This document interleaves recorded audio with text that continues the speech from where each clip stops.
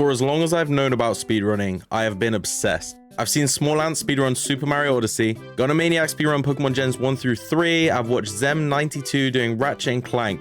Hell, I've even watched Jaden Animations doing Cooking Mama speedruns, so when I finally mustered the courage, I started doing my own. You may have seen one of my older videos, which is my very first attempt at a speedrun of Pokemon Sapphire, which I achieved in 3 hours, 31 minutes, and 55 seconds. This run was unpracticed and basically from memory from the amount of Sapphire speedruns I've watched, but with a guide. So I was really happy with it, but I did not want to stop there. Now this run is Pokemon Sapphire in the any percent glitchless category on an emulator. But I will go on to why the emulator part is important later, but I'm going to explain some details about why I chose to do it this way. Generation 3 is my favorite generation of Pokemon. No, my first game wasn't Emerald, it was Yellow, but Generation 3 to me was a complete innovation of the Pokemon world. The characters, the sprites, all the new things that were added to the game made it stand out way further than any other game. And for this reason, I played Pokemon Sapphire a lot. So I knew I had to start with these games because I already knew so much. So to start with, you play as a girl character, choose the name A, and play through to the starter as quick as you can, picking up the potion from the PC on the way. Potion important, get it. You then pick Mudkip, excellent type coverage, great stats, and that's why it is the fastest Pokemon to run through the game with. Now, if you've seen other Sapphire speedruns, you'll notice that the runners save and reset to manipulate the RNG to give you Mudkips that are perfect for the run. Rash is perfect! But this is based off of having a copy of Pokemon Sapphire that doesn't have a working battery anymore. So the RNG seeds always start from the same place. Now, I know you might be thinking, that doesn't make any sense. But trust me on this one, it's the best method to make your speedruns as fast as possible. If you want to learn more, there are a bunch of guides out there about manipulating Pokemon RNG. The reason I don't manipulate the RNG to get a perfect Mudkip is because my games run through a GB operator, which also emulate the battery, even if you don't have one in the cartridge. I know, sad mower noises. So I have to try and get a good Mudkip by just resetting the game and hoping for a decent one. Throughout the run, Mudkip uses lots of different attributes to make it the best starter you can use. Attack, special attack, defense, and speed, but it doesn't rely heavily on special defense. So the Mudkips I'm looking for have either a neutral nature or one that does decrease special defense. So I want Naughty, Lax, Rash, or Naive. Rash nature increases special attack, which is really helpful, so I'm really pleased with this one. Let's fight the rival. This is an easy fight. Hit it till death, no problem.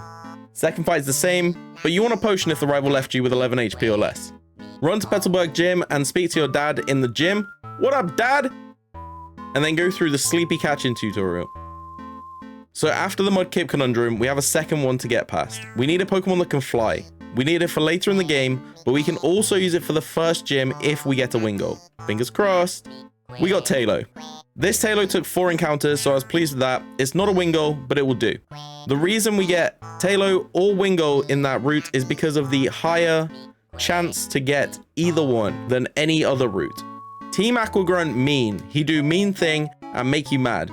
You can get your accuracy lowered and it will increase its attack, and this can end your run. Luckily, we got through this super easy for once. Let's head to the gym. Now, if we had a Wingull, we can make this much faster, but we don't. So we have to hope and pray for lots of misses and to do lots of damage to get through the first Geodude and get Water Gun. Water Gun one-shots every other Geodude in this gym. Oh, apart from the Ace. Nose Pass. This thing can also be mean. 18 minutes and 7 seconds for Roxanne. The first split, honestly, kind of slow, but not too bad. Now we go help this guy again, save Pico, get the Devon goods, evolve Mudkip, and he teleports us to the Devon Corporation. After finishing the Devon Corporation, we head for Juford, and possibly, definitely, probably, most likely, the worst part of the game you can't manipulate the RNG for. Abra. This thing makes my blood boil. Depending how your early game goes, you'll either have 1 or 2 Great Balls. So you'll need to save before encountering in this cave, just in case. 2 encounters for Abra, and it breaks out. All I'm thinking is, this could have been a killer run. The best run I could do. 5 encounters later, and we catch an Abra. I know this isn't perfect, but I'm so happy I've got an amazing Mudkip, a Tailo in 4 encounters, and an Abra in 7. So we head to Steven's Stone. Here, have your letter, nerd! And then we head to the gym. Gym trainer easy. Gym leader, a whole other story.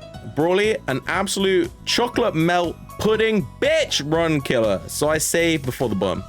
Everyone thinks that Makihita is the problem in this gym, but it's my chop. That thing uses bulk up and karate chop, and karate chop has extra chances to land critical hits. This time I was lucky, but it did take me down to 15 HP before facing Makihita. Makihita does 5 damage per arm thrust, and it can hit up to 5 times. After leveling up, I have 17 HP, so I know I will die if I get hit by 4 arm thrusts, but I will live if it only hits 3. It hits 3 arm thrusts, and we walk away with our second gym badge. Off to the next town to deliver the Devon goods, picking up soft sand on the way. The captain isn't there, so we head to the museum to rescue his sorry ass. Smash the grunts, and then off we go to fight our rival.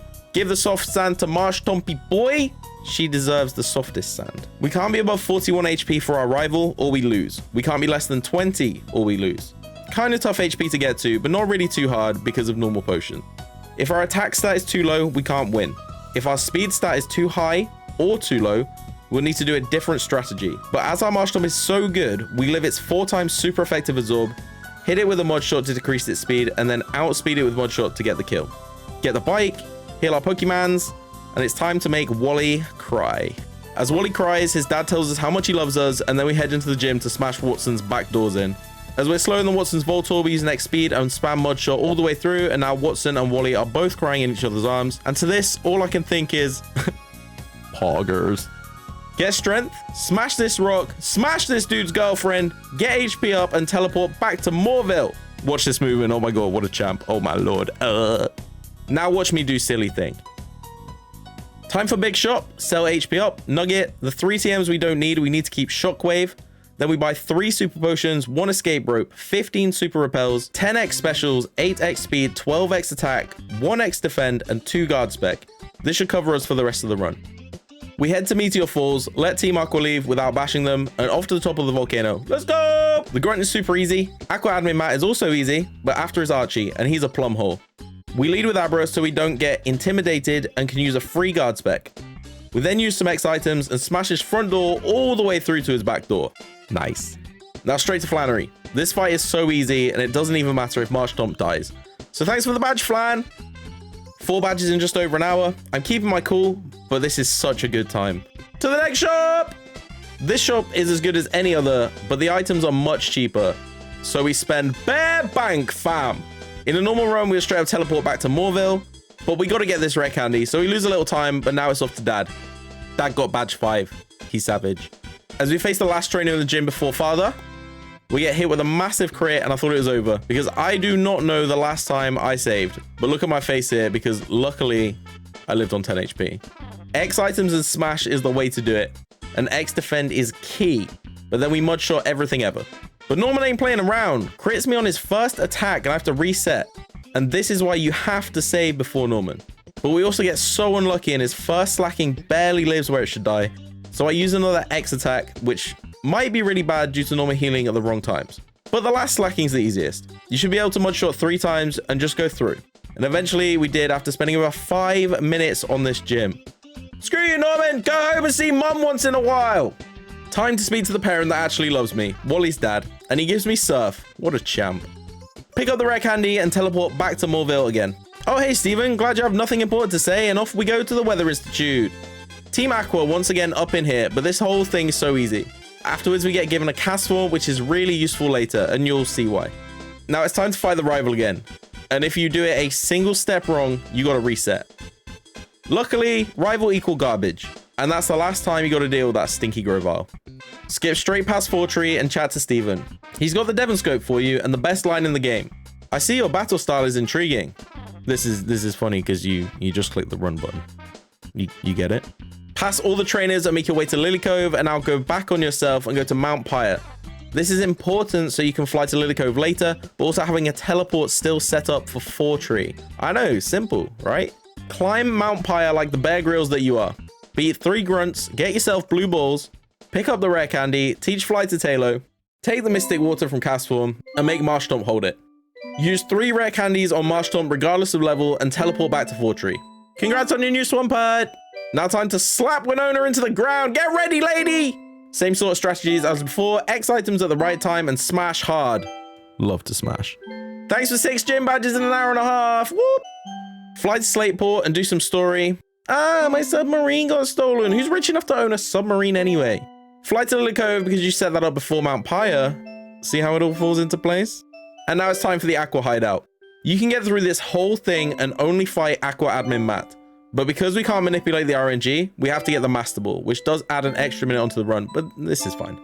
If we could manipulate the RNG, we could use a Great Ball to catch the Kyogre, but we can't. Aqua Admin Mat is super easy, but it can be disastrous if the Sharpedo crits you. Luckily, it uses focus energy like a bot, and now we're done with the hideout. Easy. Now to head to Moss Deep City for the most inconsistent, difficult, and rudest trainers. But let's grab Dive from Steven first and get rid of Mudshot. You'll be missed, Mudshot. You served us well. Smash the trainer that has Xatu and move on to Tate and Liza.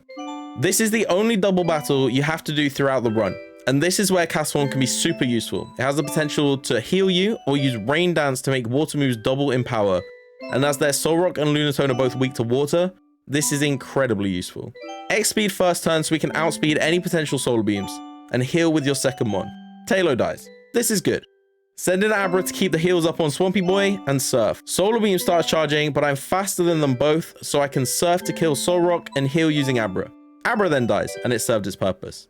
That's also good. Now Castform is here, and I can Rain Dance, and whether it heals or not, I kill it in one shot, and Tate and Liza are done. But this fight could have ended so much worse. Now on to everyone's favorite bit about Hoenn, the water. But we have to head to Seafloor Cavern to awake the beast using Archie's red balls. Do the puzzles, miss the trainers, fight Shelly, who can also be mean, but we sweep her sorry butt, and now to face Archie. If you do not have the right Mudkip with the right nature and IVs, then this fight can go completely different to how you anticipate.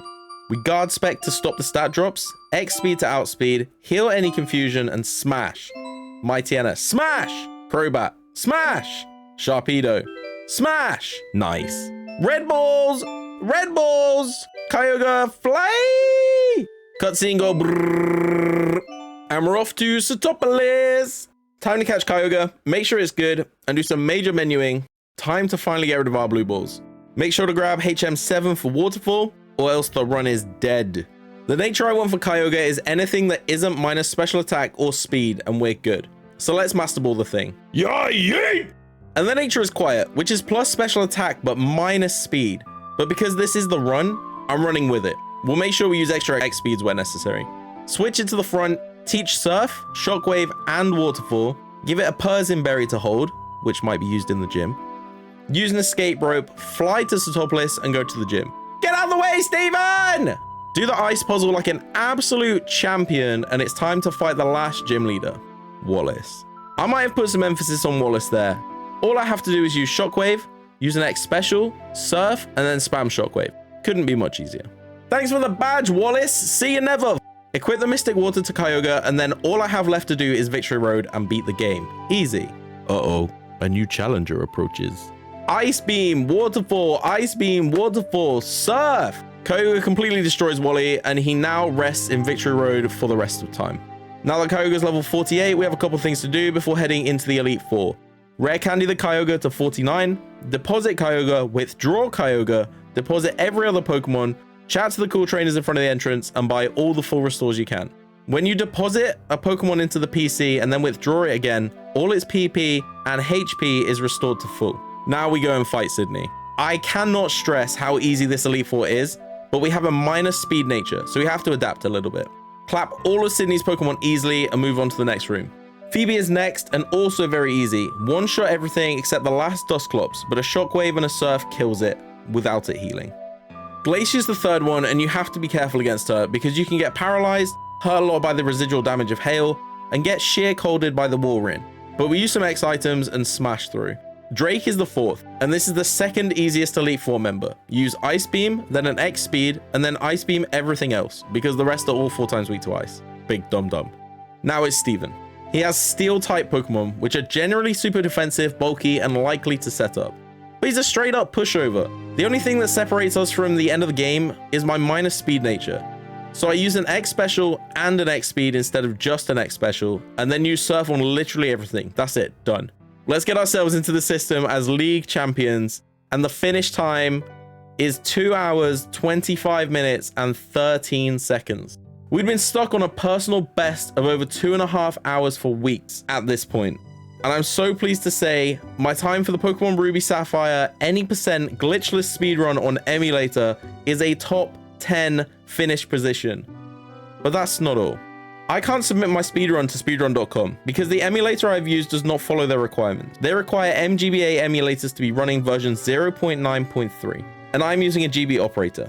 I cannot cheat on my version of the operator software because it doesn't have the update for changing the game. But unfortunately, it still won't be counted, but I will still take this as a victory because I, myself, MowerOfTheLawn, have completed a Pokemon game from start to finish in under 2.5 hours without glitches or cheating and on a legitimate cartridge.